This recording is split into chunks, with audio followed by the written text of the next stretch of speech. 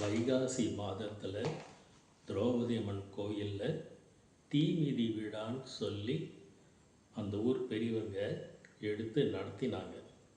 மனிதன் வாழும் காலத்தில் வாழ்க்கையில் விழாமல் இருப்பதற்கோசம்தான் விழாக்கள் எடுத்தாங்க, திருவிழாக்கள் செஞ்சு காமிச்சாங்க. சுட்ட வித்து முளைக்காது, சுத்த ஞானம் பிறக்காது. ஒரு வித்து எடுத்து வெயிலில் காய வச்சு போட பார்த்து அது முளைப்புத்திறன் வரும். ஏன் கேட்டிங்கன்னா சூரிய கதிர்களுக்கு உயிராற்றல் உண்டு. அதே வித்து ஒரு வானலில் போட்டு வறுத்துட்டு விதைக்க பார்த்து அது முளைக்காது. அதோடைய முளைப்புத்திறன் எல்லாம் வருபட்டு போயிடும். அது மாதிரி மனிதனுடைய ஆன்மாவை பிறப்பில்லாமல் பண்ணணும்னு நினச்சா அந்த புருவ மத்தியில் நெற்றி பகுதியில் சதா நினைவு உணர்வு அங்கே வைத்து பழக பார்த்து அது என்ன பண்ணுன்னு கேட்டிங்கன்னா உள்ளே கொண்டுட்டு போகும்.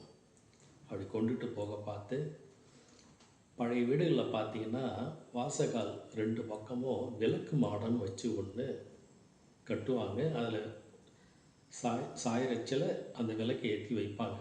அதே போல் நம்மளுடைய சிரசு பகுதியில் தலைக்குள்ள இந்த 2 கண்கள் முடிகின்ற இடம், 2 காது முடிகின்ற இடம், சுவாச காற்று ஒடுங்குகின்ற இடம், அந்த இடத்துல பார்த்தீங்கன்னா ஒரு மாடம் இருக்குது. அது லடான ஸ்தானம்னு சொல்லுவாங்க. அங்கே ஒரு விளக்கு சதா எரிஞ்சிக்கிட்டே இருக்குது.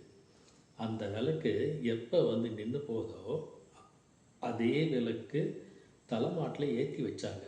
இதே மாதிரி ஒரு விளக்கு உள்ளே எரியுதுப்பா, வாழுங்காலத்தில் அதை பாருங்கன்னு சொன்னாங்க. அப்படி அதை பார்க்க ஆரம்பித்தோன்னு வச்சிங்களேன், இந்த உடலை நம்ம விட்டுற மாட்டோம், என்றுமே நிலையாக வச்சுருப்போம். ஒரு சித்தர் பாடல் ஒன்று இருக்குங்க. நந்தவனத்தில் ஒரு ஆண்டி 4 மாதமாக குயவனை வேண்டி கொண்டு வந்தான் அடி ஒரு தோண்டி, அது கூத்தாடி கூத்தாடி போட்டு உடைத்தாண்டி. நந்தவனம் சொன்னால் இந்த பூமியில் இறைவன் ஆண் பெண் இருவரை படைத்து அவங்களுக்கு திருமணம் புரிந்து அவங்களுக்கு குழந்தை பேர் உண்டாகி அந்த குழந்தையாக இருந்து விடலையாக மாறி வாலிப பருவம் அடைந்து அவங்களுக்கு திருமணம் ஆகி அவங்களுக்கு ஒரு குழந்தை பேர் வரும் காலகட்டத்தில் இவங்களுக்கு வயோதிகம் நோய்வாய்ப்பட்டு இறந்துபட்டு போயிடுவாங்க. அப்படி இறந்துபட்டு போகும் காலத்தில் இடுகாடுக்கு எடுத்துகிட்டு போகிறாங்க இல்லைங்களா, அங்கே அந்த பானையில் 3 ஓட்டை போடுவாங்க.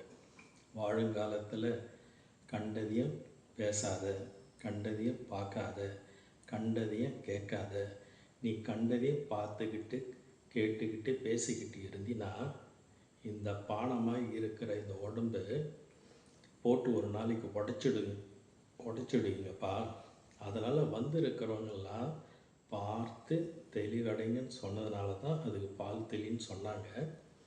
இந்த நிலையில், இந்த யோக நிலையில் கொஞ்சம் கொஞ்சமாக உள்ளே போக பார்த்து இந்த உடைஞ்சு போகிற அந்த உடம்பு இருக்கு இல்லைங்களா, அது உடையாமல் என்றைக்குமே நித்தியமாக இந்த உடம்பை நம்மளால் வச்சிக்க முடியும்.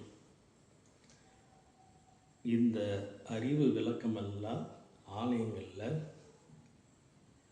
மடல் அரும்புகின்ற இடம்னு சொல்லி காமிச்சாங்க. சாமி கூட சொல்லுவாங்க, மடலெல்லாம் மூளை மலர்ந்திடன்னு சொல்லுவாங்க. அந்த மடலெல்லாம் மூளை மலர்ந்திட மடல் அரும்புகின்ற இடம் சொன்னது போக மடப்பள்ளின்னு சொல்லிட்டாங்க. முயற்சி பண்ணி பார்க்கலாமே. கொஞ்சம் கொஞ்சமாக கண்டிப்பாக உள்ளே போக ஆரம்பித்தா இந்த அறிவு விளக்கமெல்லாம் கொஞ்சம் கொஞ்சமாக வர ஆரம்பிக்கும். பார்க்கலாமே மற்றொரு பதிவில்.